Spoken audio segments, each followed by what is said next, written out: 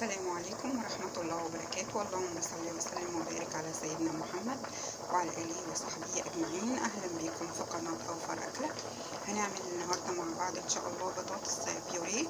عشان أوفر عليكم الوقت يعني أنا قطعت البطاطس وغسلتها وحطيتها كده تتسلق، هي خلاص قربت تتسلق. هقولك بعد كده ايه المكونات اللي هنحطها عليها وبعد كده ندخلها الفرن. بصي هي كده خلاص استوت، طبعا تستوي سوا كامل. انا صفيت الميه اللي فيها وههرسها دلوقتي بالهرسه وهحط عليها ايه بقى. انا طبعا حاطه شويه ملح وهي بتتسلق.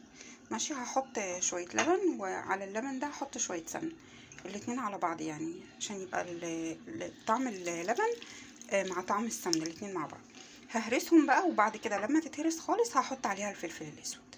كده انا حطيت عليها هو الفلفل الاسود، هقلبه فيها تقليبه كده كويسه. انا ما حطيتوش في الاول لاني بحس الفلفل الاسود لما بيدخل في البطاطس وهو سخن قوي ريحته بتروح، فحطيته كده يعني ما ياخدش من سخونيه البطاطس قوي. هقلبهم في بعض وهحطهم بقى في الصينيه. طبعا الصينيه دهنها سمن كويس جدا، ولو عندك بقسماط ماشي، ما عندكيش خلاص هو السمن وخلاص. انا ما عنديش صراحه بقسماط فهو السمن، وهحط بقى البطاطس على طول.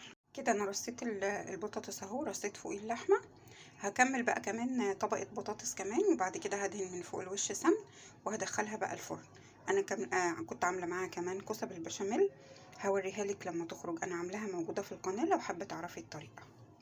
كده انا رصيت طبقة البطاطس التانية. هحط بقى ايه يعني هفرش من فوق الوش كده سمن، لان انا صراحة مش بحب البيض قوي، بحسه بيزفر شوية، فبحس السمن كده يعني ليه ريحة احلى من البيض. ممكن طبعا تحطي فوقيها بيضة، بس صراحة بتجلد كمان، يعني البيض بيخلي اي حاجة تجلد.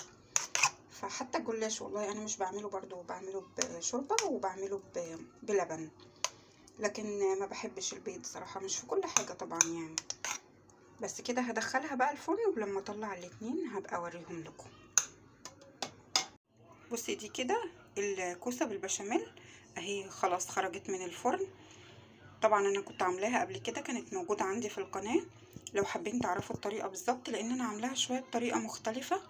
بتبقى خفيفة في الاكل، مش بتكون تقيلة. يعني انا بعمل الكوسة بسلقها، مش بشوحها في سمن ولا كده، لا انا بسلق الكوسة بس. وطبعا البشاميل معروف طريقته، وبعملها طبقات كده زي المكرونة بشاميل، كوسة بالبشاميل.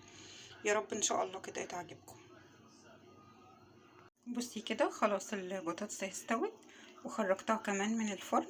هقطعها بقى دلوقتي وهوريكي هي من جوه عامله ازاي، وطبعا طعمها تحفه. دي اكله قديمه المفروض ان احنا كلنا يعني نكون عارفينها، بس هي منسيه شويه. جربوها كده بطريقتي وان شاء الله يا رب تعجبكم. الف هنا. بصي ده كده شكل البطاطس بعد ما قطعتها. طبعا هي لسه سخنه، طبعا مولعه جدا. ودي الصينيه اهي، ان شاء الله تعجبكم يا رب. الف هنا.